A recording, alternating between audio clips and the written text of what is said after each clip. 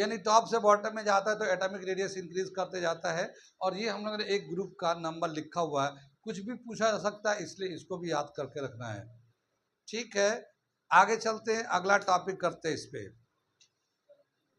ठीक है, जैसे हमारा ये दे रखा है एक sodium, magnesium, aluminium, silicon, phosphorus, sulphur, chlorine, 11, 12, 13, 14, 15, 16, 17, 281, 282, 283, 284, 285, 286, 287। ठीक है ना, ये इलेक्ट्रॉनिक कॉन्फ़िगरेशन दे रखा है, जिसके आउटर शेल पे 1 2 3 होता है। 1 2 3 ये मेटल है, ठीक है ना। जिसके आउटर शेल 4 5 6 है, नॉन मेटल है, ठीक है। और ये जो मेटल वाइड है ये, ठीक है ना। जब भी कभी रिएक्शन होता है मेटल नॉन मेटल में, तो मेटल लेफ्ट में लिखते हैं, नॉन मेटल राइट में लिखते हैं। जैसे मान लो सोडियम और क्लोरीन का रिएक्शन कराया तो सोडियम क्लोराइड लिख दिया, ऐसे लिखा ना। तो लेफ्ट में कौन सा एलिमेंट होता है? मेटल। राइट में कौन सा होता? Non metal. बॉन्ड कैसे बना है? ये सोडियम का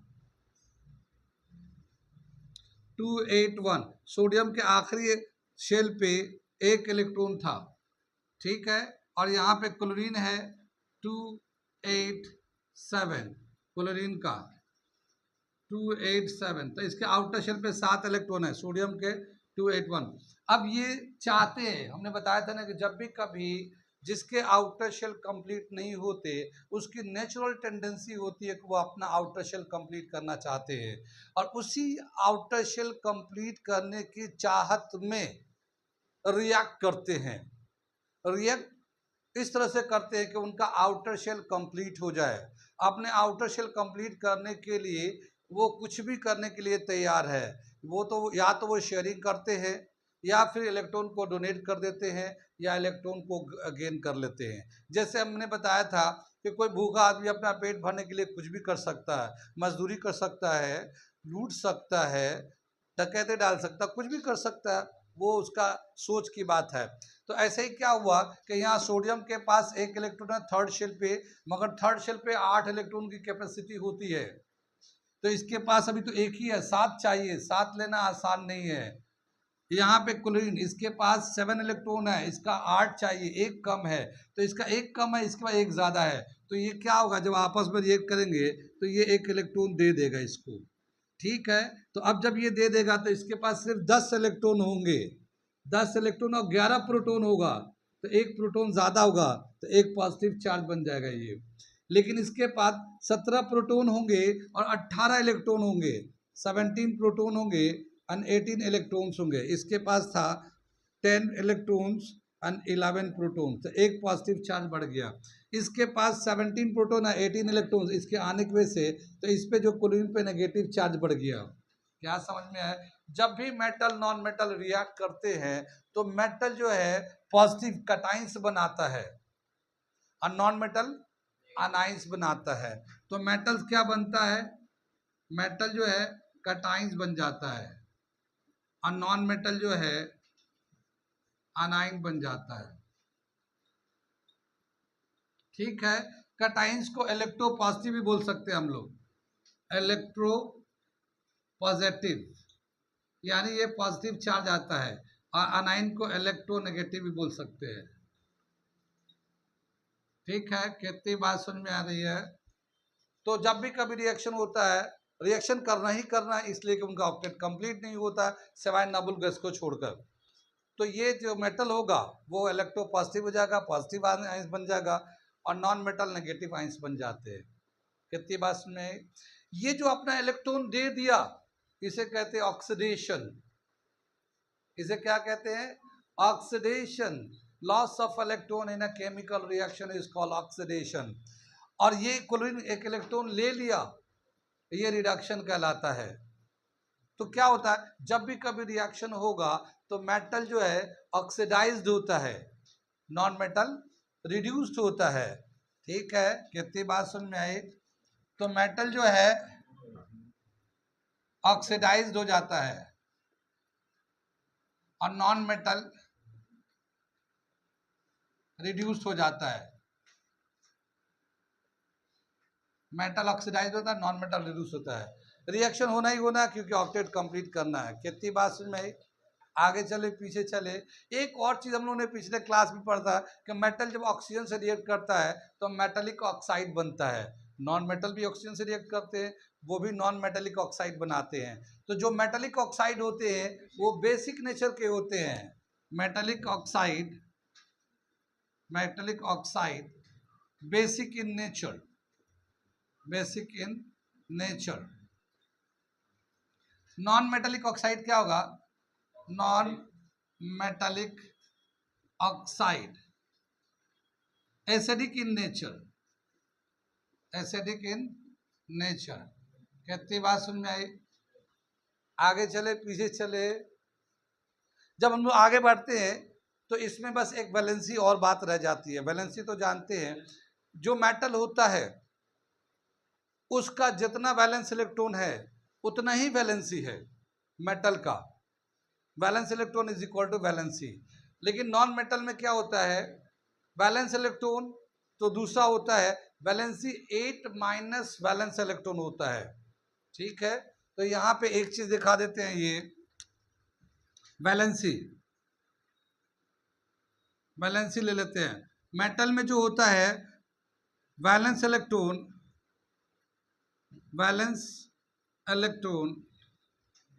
इज इक्वल टू वैलेंसी। जितना वैलेंस इलेक्ट्रॉन है उतना ही वैलेंसी है। लेकिन नॉन मेटल में क्या होता है? वैलेंसी जो है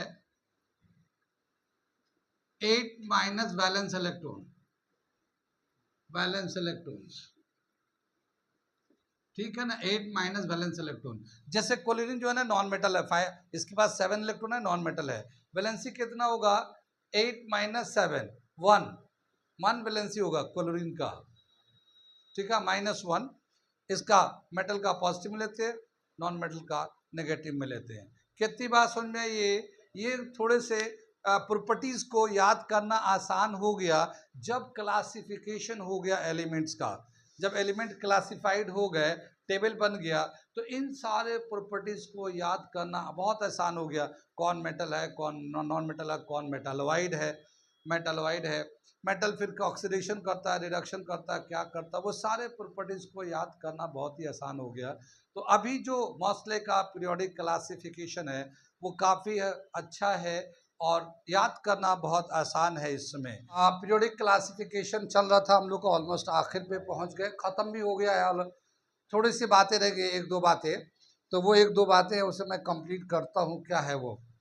जो periodic classification, modern periodic classification था मॉसले का, वो हम लोगों ने स्ट्रक्चर कुछ इस तरह से बनाया था। ये इस तरह से कुछ स्ट्रक्चर बनाया था ये। ठीक है ना, इस तरह से था। ये पहला जो था लेंथेनाइड सीरीज, लेंथेनाइड देख लेना स्पेलिंग, लेंथेनाइड, और दूसरा था एक्टिनाइड सीरीज। ठीक, ये जो लेंथेनाइड सीरीज है ये 58 एटॉमिक नंबर 58 से शुरू होता है और लास्ट इसमें 14 एलिमेंट है, इसमें जो है 71 आता है यहाँ लास्ट। और ये जो एक्टिनाइड सीरीज है ये 90 से शुरू होता है और इसमें 14 एलिमेंट मिला के 103 एलिमेंट्स हो जाते हैं इसमें। मगर यहाँ पे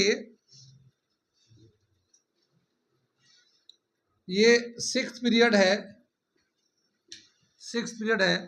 और ये 7th पीरियड है। तो 6th पीरियड में यहाँ पे जो है 56 एलिमेंट होता है और यहाँ पे 57 यहाँ होता है और ये 58 से लेकर 71 तक यहाँ पे है एलिमेंट, जो लेंथेनाइड सीरीज कहलाता है। अगर हम लोग इसमें डालेंगे तो ये पीरियडिक और ऐसे हो जाएगा, एक्सपेंड कर जाएगा, तो वो यहाँ से निकाल कर यहाँ बना दिया गया है। यानी लेंथेनाइड सीरीज कौन से पीरियड में आता है? 6th पीरियड में आता है। और एक्टिनाइड सीरीज ये वाला 7th पीरियड में आता है। जस्ट इसके नीचे 89 है, ये 90 है, 90 से लेके 103 तक ये है। पीरियोडिक टेबल में आप देखोगे तो समझ में आ जाएगा वहाँ पे। तो ये ऐसे है, यहाँ पे एक कॉलम के बाद जस्ट दिखाया गया, स्टार लगाया गया है। यहाँ पे सिंगल स्टार है, यहाँ डबल स्टार लगा के दिखा दिया है। ठीक है, तो ए ब्लॉक एलिमेंट लेंथेनाइट सीरीज कौन से पीरियड में? 6 पीरियड में आता है। एक्टिनाइट सीरीज जो है वो 7th पीरियड में आता है। कहाँ से शुरू होता है? लेंथेनाइट सीरीज 58 से लेके 71 तक होता है। बहुत अच्छा सवाल इस पे बन सकता है। और ये एक्टिनाइट से 90 से लेके 103 तक आता है। इसमें कितनी बात समझ में? आगे चले, इसमें यहाँ पे ये एक पॉइंट था जो बताना था, इसे नोट कर लिए और ये याद कर लिए कि कौन सा कहाँ पे आता है, कहाँ से कहाँ तक है यहाँ। तो ये एक बहुत ही अच्छा 2 पार्ट है। एक ये कि लेंथेनाइट सीरीज कहाँ से कहाँ तक है, एक्टिनाइट सीरीज कहाँ से कहाँ तक है, वो नंबर बताना, 14 एलिमेंट का एटॉमिक नंबर। एक सवाल तो ये है। दूसरा, लेंथेनाइट सीरीज कौन से पीरियड में आता है और एक्टिनाइट सीरीज कौन से पीरियड में आता है। ये 2 सवाल यहाँ पे बन सकता, बना तो अच्छा सवाल बनेगा, बहुत बढ़िया। आगे चले, दूसरा एक पॉइंट यहाँ पे था कि यहाँ पे जो है मेटालोइड था। यहाँ से एक हम लोगों ने ऐसे ऐसे जिगजैग पाथ है, ये जिगजैग पाथ है मेटालोइड का। मेटालोइड बताया था, जो मेटल नॉन मेटल दोनों तरह बिहेव करता है वो मेटालोइड कहलाता है। तो ये जो मेटालोइड है, कौन कौन सा मेटालोइड है नाम दे रखा है, वो नाम लिखता हूँ। मेटालोइड क्या दे रखा है? बोरोन है, सिलिकॉन है, जर्मेनियम है, आर्सेनिक है,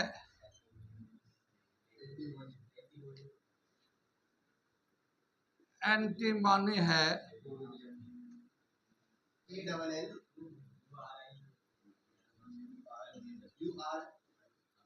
टेलेनियम छोड़ दे, हो गया ये। और आगे दे रखा हमारा पोलोनियम। ये कुछ एलिमेंट है मेटालोइड के नाम से।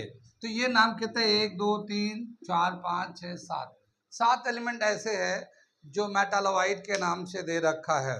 पूछ सकता, which of the following is non metalloid, not a metalloid. Which of the following is, which of the following is not a metalloid. इसमें से कौन सा मेटालोइड नहीं है? बोरोन, सिलिकॉन, ठीक है, बिस्मिथ, और दी दे रखा है पोलोनियम। ठीक है ना? तो ऐसे इसका सवाल बहुत अच्छा बन सकता है इसमें। तो ये 7 नाम 7 ही है, इसके अलावा है नहीं। तो 7 नाम को याद रख लेना कि ये जो मेटालोइड है वो कौन कौन से, ये 7 नाम। ठीक है, हाँ, इनमें से मतलब ये इसमें से 3 रहेगा, कोई एक बाहर का दे देगा। या which of the following is metalloid, 3 अलग दे दिया और एक इसमें से उठा के डाल दिया। कितनी बात समझ में आई? आगे चले, अगला दे रखा है, ये 2 पार्ट हो गए। ये 2 चीजें थी, 2 बातें रह गई थी उसमें बताना। आगे चलते हम लोग एक्सरसाइज के कुछ क्वेश्चन दे रखे हैं, वो करा देते हैं। समझ में आ गया ये? आगे हम चल रहे, सवाल को पढ़ रहे, फिर हम बता रहे कि क्या है इसका चॉइस, और जिससे मैं पूछूंगा वही बताएगा, एक्सप्लेनेशन भी बताना है। ठीक है, क्या लिखा? विच of the following statement is not correct about the trend when going from left to right across the period of periodic table। Periodic table में जब लेफ्ट से राइट की तरफ जब जाएंगे, ये हमारा पीरियोडिक टेबल है ये, ठीक है, ये इधर से जब उधर की तरफ जाएंगे तो इनमें से कौन सा ट्रेंड सही नहीं है? पहला दे रखा है, the element becomes less metallic in nature. ठीक है, ये सही है या नहीं? Less metallic in nature. क्या समझ में आया? हमने बताया था कि लेफ्ट में मेटल होता है, राइट में नॉन मेटल होता है, बीच में मेटालोवाइड होता है। तो जब इधर से इधर जाते हैं तो मेटालिक करेक्टर डिक्रीज करते जाता है। लेफ्ट टू राइट जाते हैं तो मेटालिक करेक्टर डिक्रीज करता है। जो एलिमेंट लेफ्ट में है वो ज़्यादा मेटालिक है, जो एलिमेंट राइट में है वो लेस मेटालिक है। तो जब भी कभी left to right periodic table में जाएंगे, ठीक है, ऐसे पीरियोडिक टेबल में जाएंगे तो मेटालिक करेक्टर घटता जाता है। मेटालिक करेक्टर मतलब इलेक्ट्रॉन देने की टेंडेंसी कम हो जाता है। जो लेफ्ट में होता है वो आसानी से इलेक्ट्रॉन देता है क्योंकि मेटल इलेक्ट्रॉन डोनेट करता है, लेकिन जो नॉन मेटल होता है इलेक्ट्रॉन डोनेट नहीं करता, इलेक्ट्रॉन गेन करता है उसका। ठीक, तो इलेक्ट्रॉन देने की टेंडेंसी कम होते जाते हैं। तो मेटालिक करेक्टर, ठीक है, becomes less metallic character in nature left to right. ये करेक्ट है स्टेटमेंट, ये स्टेटमेंट करेक्ट है। कितनी बात में the number of valence electron increases, ये भी सही है क्योंकि वैलेंस इलेक्ट्रॉन बोलते हैं number of electron present on the outer most shell of an atom is called valence electron. जो पहला ग्रुप में होता है उसके आउटर शेल पे एक इलेक्ट्रॉन होगा, दूसरे वाले पे दो होगा, तीसरे पे तीन। जो एलिमेंट जिस ग्रुप में आता है उसका वैलेंस शेल पे उतना ही इलेक्ट्रॉन होता है। अगर कोई फिफ्थ ग्रुप में आता है तो उसके आउटर शेल वैलेंस शेल पे 5 इलेक्ट्रॉन होंगे। तो ये बिल्कुल सही है। The number of valence electron increases when moving from left to right. Left में एक नंबर में एक है, दो नंबर में दो, तीन में तीन, चार, पाँच है, ऐसे बढ़ता जाता है, वैलेंस इलेक्ट्रॉन बढ़ता जाता है। इसी तरह बोला गया था atoms lose their electrons more easily. जब लेफ्ट टू राइट जाएंगे तो इलेक्ट्रॉन आसानी से लॉस हो जाता है, ये गलत है। लॉस जो करता है वो मेटल होता है, और जब ये मेटल ज़्यादा मेटल है तो आसानी से लॉस करता है। जब उसके बजाएंगे तो उसका मेटलिक करेक्टर कम हो गया तो लॉस करने की टेंडेंसी भी कम हो गया। जैसे जैसे इधर जाएंगे मेटलिक करेक्टर कम हो जाएगा, इलेक्ट्रॉन लॉस करने के करेक्टर भी कम होता जाएगा। तो ये आसानी से लॉस नहीं करेगा। अब जैसे जैसे लेफ्ट टू राइट जाएंगे वो डिफिकल्ट होता जाएगा। इलेक्ट्रॉन लॉस करना, इलेक्ट्रॉन गेन करना आसान होता चला जाएगा। इलेक्ट्रॉन लॉस करना डिफिकल्ट हो जाएगा मगर इलेक्ट्रॉन गेन करना उधर आसान हो जाएगा। तो ये स्टेटमेंट गलत है, ये स्टेटमेंट गलत है। ये तो सही था, ये गलत है। ये देख लेते हैं the oxide becomes more acidic. इधर जब जाते हैं तो ये जो है ना मेटलिक ऑक्साइड बेसिक नेचर का होता है, मेटलिक ऑक्साइड, और जैसे non metallic oxide acidic nature होता है। तो ये मेटल है, जैसे जैसे इधर की तरफ जाएगा नॉन मेटल की तरफ जाएगा, और नॉन मेटेलिक ऑक्साइड उसमें एसिडिक करेक्टर बढ़ता जाएगा। तो ये acidic character, more acidic character बढ़ता जाएगा जब लेफ्ट टू राइट जाते हैं। तो इसमें जो स्टेटमेंट रॉन्ग है, नॉट करेक्ट, वो सी है। सी जो है नॉट करेक्ट है। बाकी समझ में आ गई बात? ठीक है, इसे मिटा देते हैं, अगला क्वेश्चन लिखता हूं मैं।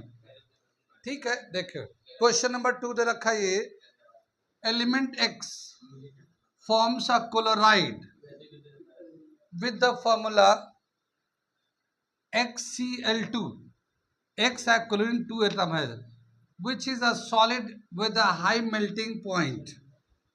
X would most likely in the same group of the periodic table as। क्या बताया? X एक एलिमेंट है और जब क्लोराइड से रिएक्ट कराते हैं तो वो जो है ना XCl2 ऐसा मॉलिक्यूलर फॉर्मूला बन जाता है। ठीक है, तो बताना है कि X का जो कौन से ग्रुप में आ सकता है इनमें से। अब जैसे ये फॉर्मूला दे रखा है, मैं करके दिखाता हूँ। XCl2, तो ये तो मेटल होगा, जाहिर है लेफ्ट में है तो मेटल होगा, ये नॉन मेटल है। ठीक है, वैलेंसी के हिसाब से अगर हम इसको दिखाएंगे तो X, ये 2 इसकी वैलेंसी और इसकी 1 होगी, तभी तो ये वैलेंसी, ऐसे हम लोग फॉर्मूला बनाते हैं। ठीक है, तो इसकी वैलेंसी जो है 2 होगी, इसकी वैलेंसी 1 होगी। कहते हो तो X की वैलेंसी 2, वैलेंसी 2 किसका होता है? जो जिस ग्रुप में आता है। देखा गया है कि अगर 1 2 3 में आता है तो जितना वैलेंस इलेक्ट्रॉन होता है उतना ही वैलेंसी होती है, और अगर 5 6 7 में आता है तो वैलेंस इलेक्ट्रॉन जितना होता है 8 में से माइनस कर दो उसको तो वैलेंसी हो जाता है। तो ये 2 में है तो इसका मतलब ये सेकेंड ग्रुप में आता है। 2 इलेक्ट्रॉन है, आउटर शेल पे 2 इलेक्ट्रॉन है, तो ये सेकंड शेल पे आता है, सेकंड ग्रुप में आता, सॉरी सेकंड शेल नहीं, सेकंड ग्रुप में आता है ये। अब इनमें से कौन सा एलिमेंट है जो सेकंड ग्रुप में आता है? सोडियम का एटॉमिक नंबर 11 है, सोडियम का एटॉमिक नंबर 11 है, तो 281, तो ये तो फर्स्ट ग्रुप में आता है। मैग्नीशियम का 12 है, मैग्नीशियम का 12 है, तो 282, ये सेकंड ग्रुप में आता है। यहाँ पे एक्स का ग्रुप भी सेकंड दिखा रहा है, ये इसका हो सकता है। एल्युमिनियम का देख लेते हैं, चेक कर लेते हैं, 283, तो ये थर्ड ग्रुप में आता है। और सिलिकॉन का 14 होता है, तो सिलिकॉन का 284। इसका मतलब ये है कि जो एक्स जो है वो मैग्नीशियम के ग्रुप में आएगा। जो एक्स एलिमेंट है, जो भी एलिमेंट है उसका मैग्नीशियम के ग्रुप में आएगा, और इस तरह से ये बी आंसर है। ठीक है, अगर मान लो हम लोगों ने इसी क्वेश्चन को बदल दिया, ये समझ में आ गया, ये आंसर हो गया इसका, और मैं इसी क्वेश्चन को बदल रहा हूं, ठीक है, तो मेरी मर्जी, थोड़ा बदल के देख लेता हूँ क्या चलता है। X form a chloride with the formula of HCl3, ठीक है, कितनी बात सुन में, मोस्ट लाइकली, ये सेम क्वेश्चन कर दिया। अब इनमें से बताना कौन से ग्रुप से बिलोंग करता है एक्स? एल्युमिनियम से, क्योंकि उसकी वैलेंसी जो है ना 3 हो जाएगा, ये एक्स की वैलेंसी 3 आएगी, और इसमें 3 जो है ना वैलेंसी एल्युमिनियम की है। तो इस तरह से क्वेश्चन थोड़ा सा बदल सकता है। तो जब ये क्वेश्चन आएगा, एनसीईआरटी का ही वैसे आता है, तो ध्यान भी करना कि एक्सएल 2 है या 3 है। 2 वाला है तो अपना मैग्नीशियम है ही है, मगर बदला है तो थोड़ा सा ध्यान कर सकते हैं, क्योंकि जो आसान क्वेश्चन होगा उसी में फंसा रहा होगा। हमने पहले ही कह रखा है कि जो आसान क्वेश्चन होगा, ओह ये तो बड़ा आसान है, सख्त से हमारा पता चला बाद में निकलने के बाद, अरे यार इसमें तो ये चेंज था। अगला क्वेश्चन करते हैं, क्वेश्चन नंबर 3। वैसे आमतौर पे एनसीईआरटी के एज इट इज, जैसा बुक में वैसा ही पूछेगा, तो इसलिए एनसीईआरटी के बुक का सवाल पे कोई ज्यादा टेंशन की बात नहीं है। तीसरा क्वेश्चन है, 5 क्वेश्चन का आंसर बताने हैं। क्वेश्चन नंबर 3 में ABCDE 5 क्वेश्चन है, उनके 5 के आंसर बताने हैं। पहला क्वेश्चन ये दे रखा है, 2 shells which element has 2 shells both of which are completely filled with electrons. 2 shell है और दोनों ही कंप्लीटली फिल्ड है, तो ये कौन सा एलिमेंट है? ठीक है, हुज़ैफा आप बता रहे, नियॉन बताना, नियॉन का एटॉमिक नंबर कितना होता है?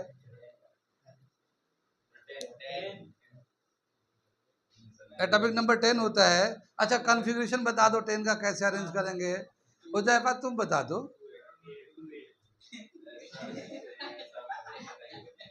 ठीक है, कितनी बात में बताया कि 2 शेल्स है और दोनों शेल कंप्लीट है, तो 2 शेल में कौन कौन सा लेते हैं? देखो, पहले शेल पे 2 इलेक्ट्रॉन आता है और दूसरे पे 8 आता है, और दोनों ही फील्ड है, इसका मतलब 10 है एटॉमिक नंबर। और एटॉमिक नंबर 10 जो होता है नियॉन का होता है, नियॉन का होता है।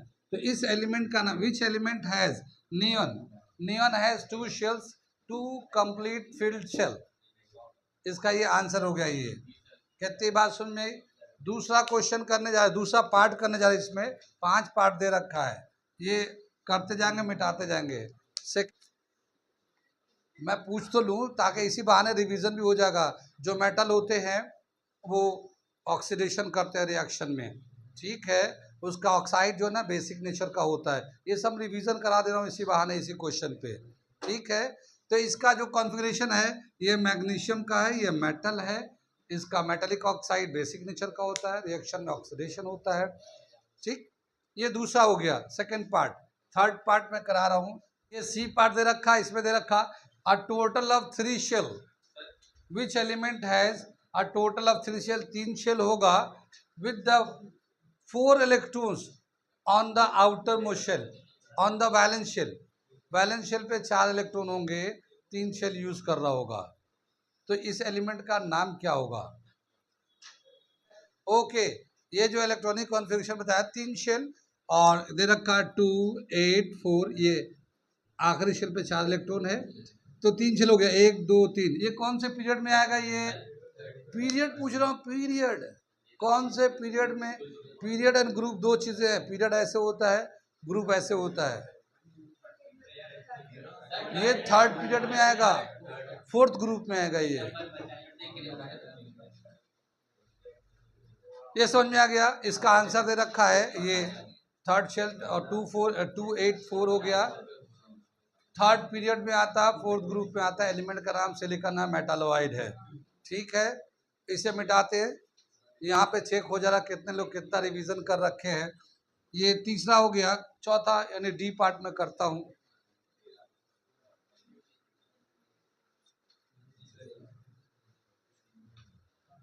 डी दे रखा अ टोटल ऑफ 2 शेल।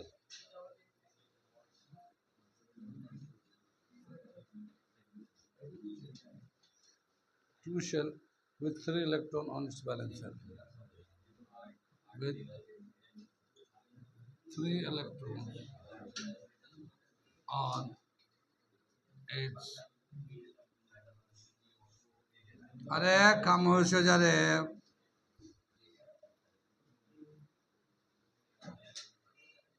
ठीक है, अगला ये दे रखा D part a total of 2 shells with 3 electron on its valence shell. बताओ आदित्य, बताओ। बोरोन होगा। कितना समझ में आया? ये 2 शेल यूज होना है और सेकेंड शेल पे 3 इलेक्ट्रॉन है, तो पहले शेल पे कितना इलेक्ट्रॉन होता है? 2। उसकी कैपेसिटी 2 की है और दूसरे पे 3 दे रखा, टोटल 5 इलेक्ट्रॉन है। और जो 5 इलेक्ट्रॉन वाला एटॉमिक नंबर वाला एलिमेंट है वो है बोरोन। बोरोन बताना, metal, non metal, metalloid.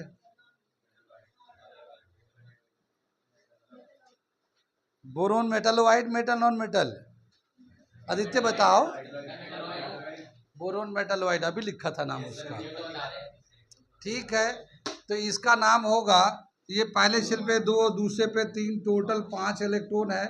5 electron का मतलब बोरोन है। मेटलॉइड है ये। क्या दे रखा ई में? Twice as many electrons in its second shell as in its first shell. First shell पे जितना इलेक्ट्रॉन है उसका डबल है सेकेंड शेल में। कितना टोटल नंबर ऑफ इलेक्ट्रॉन हो गया? पहले शेल पे कितना इलेक्ट्रॉन आता है? पहले शेल पे 2 इलेक्ट्रॉन आता है, दूसरे पे डबल है यानी कि 4 हो जाएगा।